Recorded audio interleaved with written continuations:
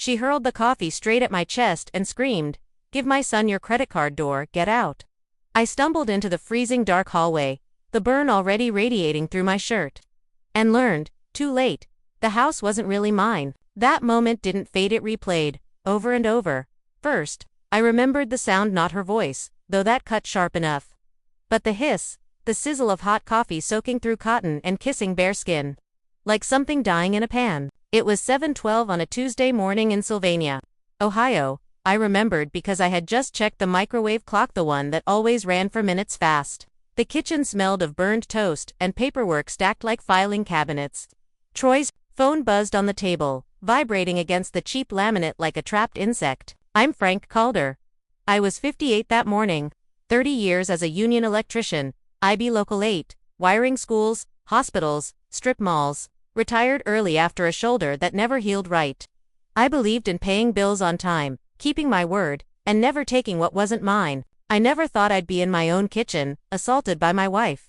Doreen stood at the sink, mug in hand like a weapon. Her eyes weren't wild. That scared me more, they were flat, tired, determined.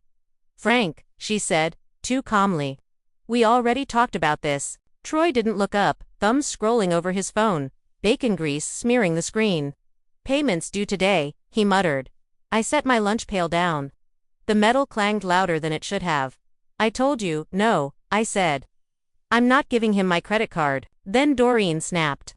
"Do you have any idea what happens if his truck gets repossessed? Do you want him stuck here?" I laughed once, without humor. "He's been stuck here for 3 years. Troy finally glanced up, half smile tugging at his mouth. "You've got a pension," he said. "What are you saving it for, the grave?" I looked at Doreen, searching for a shake of her head, a word in my defense. She pushed a plate of cold eggs toward me instead. "Just do it, Frank," she said. "Family comes first." Something twisted tight in my chest. "Family doesn't throw people out," I said. "Family doesn't drain accounts."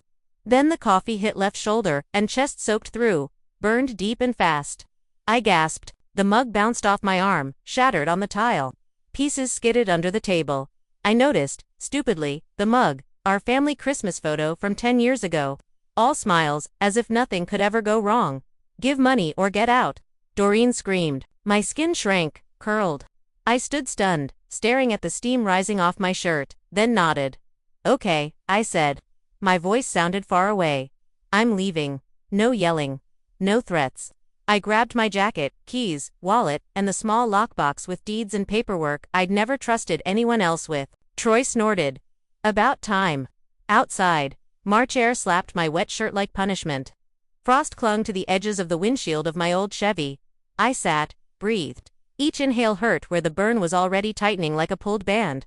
I drove straight to urgent care on Monroe Street. The nurse peeled my shirt back, sucked in her breath. "That's a bad one," she said. "Domestic incident." I nodded, hesitant. "You should take photos," she added quietly. I stared at the ceiling tiles, feeling like I was building a case against my own wife. Back in the car, my phone buzzed. A bank notification request to add Troy as an authorized user. My hands shook. I drove to a Tim Hortons parking lot, pressed ice water to my burn. The smell of coffee made my stomach turn. I called Ray Mercer, my old union buddy. "She threw coffee at me," I said. Silence. Then, "You can crash at my place." That night, on a recliner in Ray's basement, shoulder throbbing, I remembered Doreen's words from the year before. A stack of papers in her hands. "It's just to protect us," she'd said, "in case something happens to you." I had signed with black ink. Later, the copy looked blue. I stared at the ceiling, feeling the burn tighten under the bandage. For the first time, I realized being thrown out might not have been the worst part. The house might already be slipping away.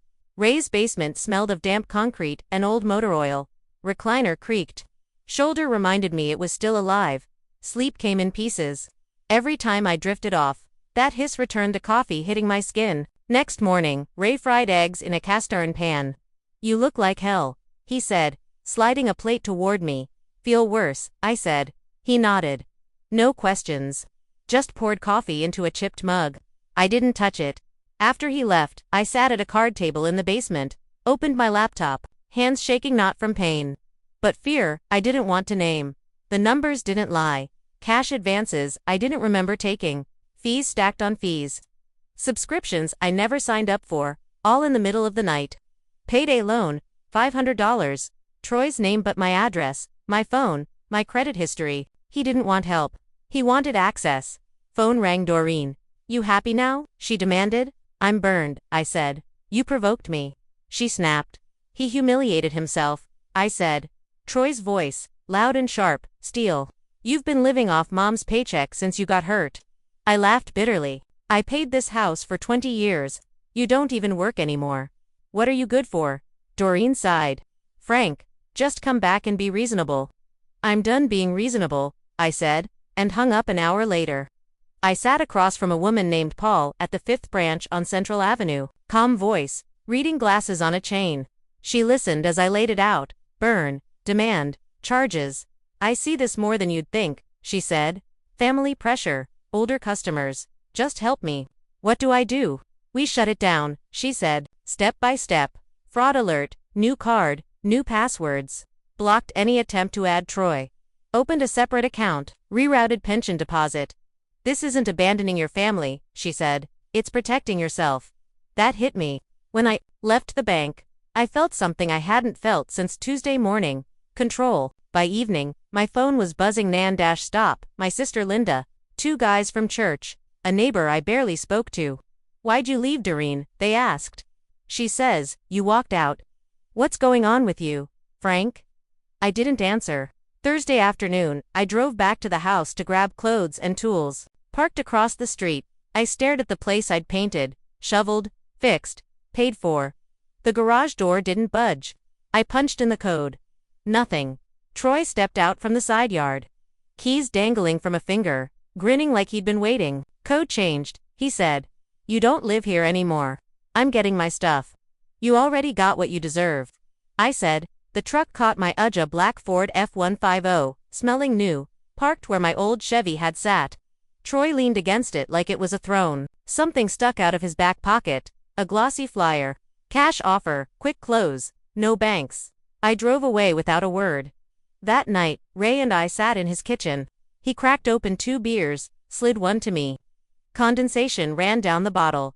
He's bleeding money, Ray said. Guys like that don't ask for credit cards unless they're desperate. I raised him, I said quietly.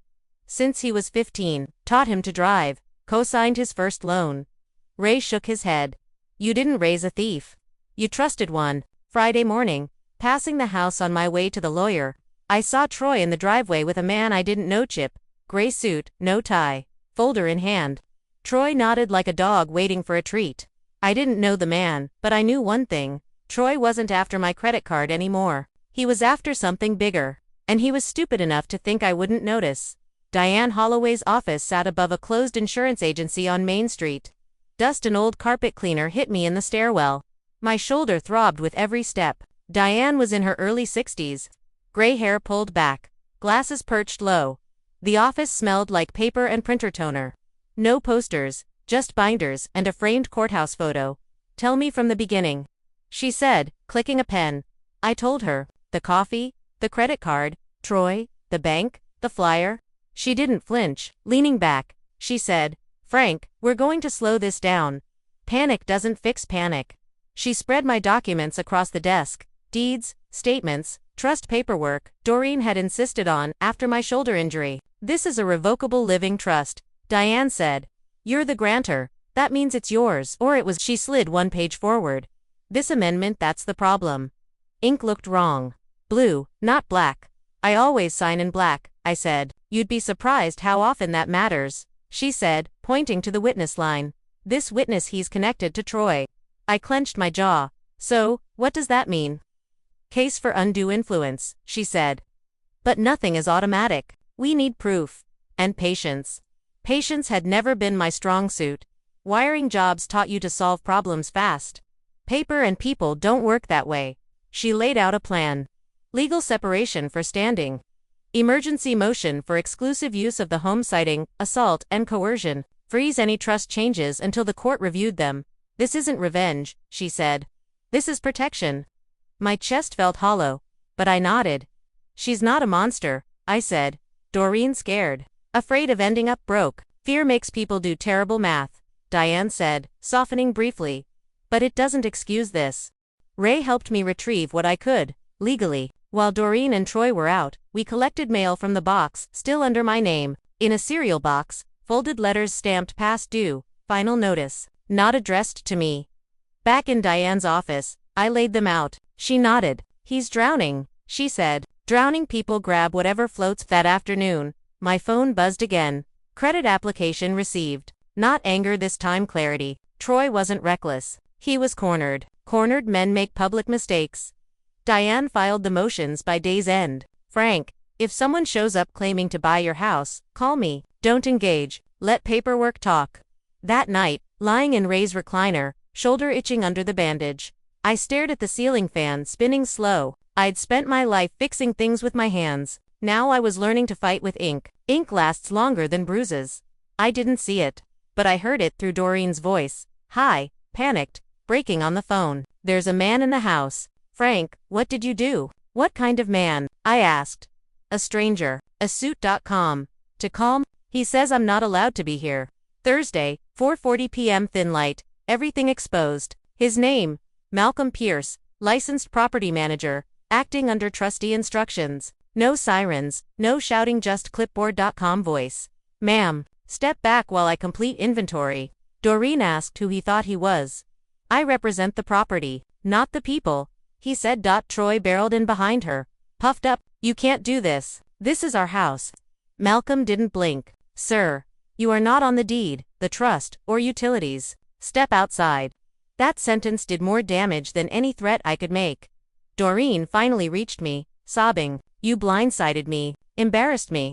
You threw coffee on me, I said. Get out. A pause. Troy pacing, cursing. You didn't have to involve strangers, she said. I already did, I said. You just didn't call them that. Ray clapped my back. Paper doesn't argue. Fallout came fast. My sister called. Doreen says you sent some guy to kick her out. I sent a court order, I said. She's your wife, not your enemy. I wanted to scream. Instead, I stared at the oil stain on Ray's driveway. I'm trying to keep a roof over my head. By Friday, word spread. Diner, church people picked sides without questions. I almost lost it when a guy I'd known 20 years shook his head. Never thought you'd do her like that. What kept me steady wasn't anger. It was Malcolm in my living room, cataloging furniture like it was just another Thursday.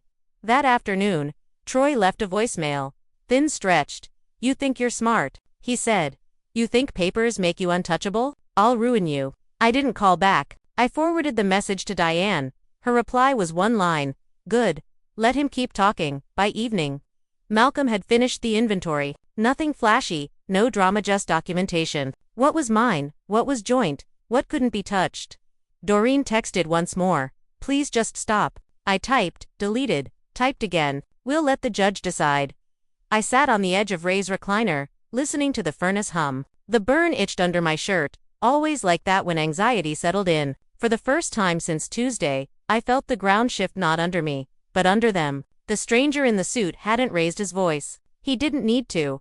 Friday nights at the VFW hall had a rhythm, clattering plates, fried cod and coleslaw, men easing into metal chairs like they were negotiating with gravity itself. I hadn't planned on going, but Ray said staying away would look worse. So I went.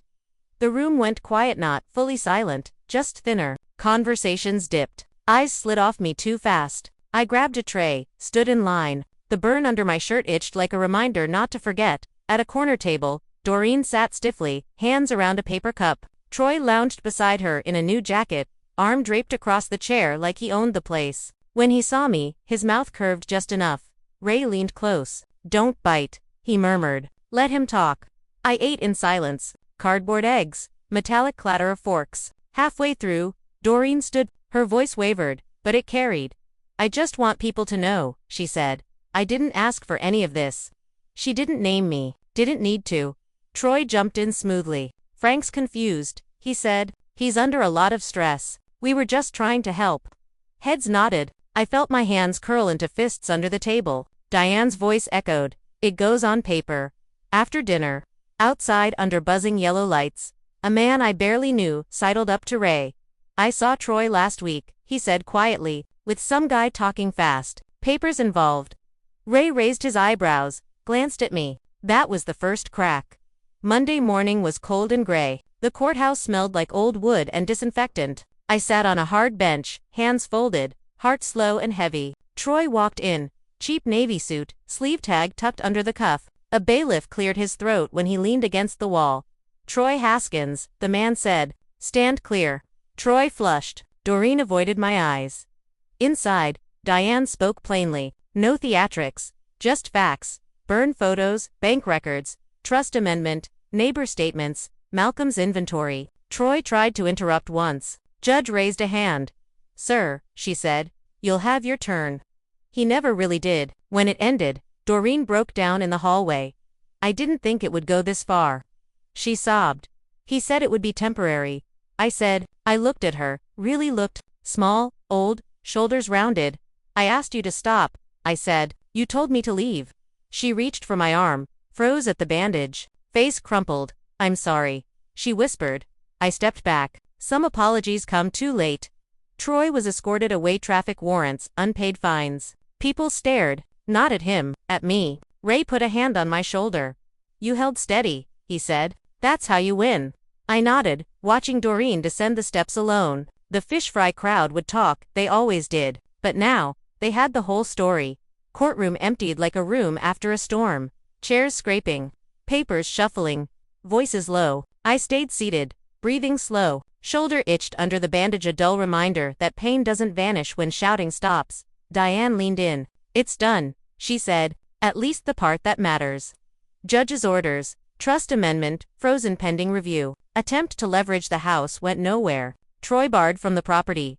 No contact. Further financial shenanigans would land him in deeper trouble than unpaid tickets. No fireworks. No applause. Just ink dot as people filtered past. I felt eyes on me. Curious, cautious, recalibrating. The same folks who whispered at the fish fry now nodded quickly and awkwardly, as if they'd run into me at a grocery aisle. Doreen waited by the doors. Smaller than I remembered. Shoulders hunched, hands twisting a tissue until it tore. When our eyes met, she swallowed. "Frank," she said, up close. I saw the lines at her mouth corners, ones that deepened when she worried. Mornings, when those lines meant bills or her mother's health. I remembered loving her for that, how she carried burdens quietly. "I didn't think he'd try to sell it," she said. "He told me it was just paperwork. To buy time." "Time is expensive," I said, "and he was spending mine."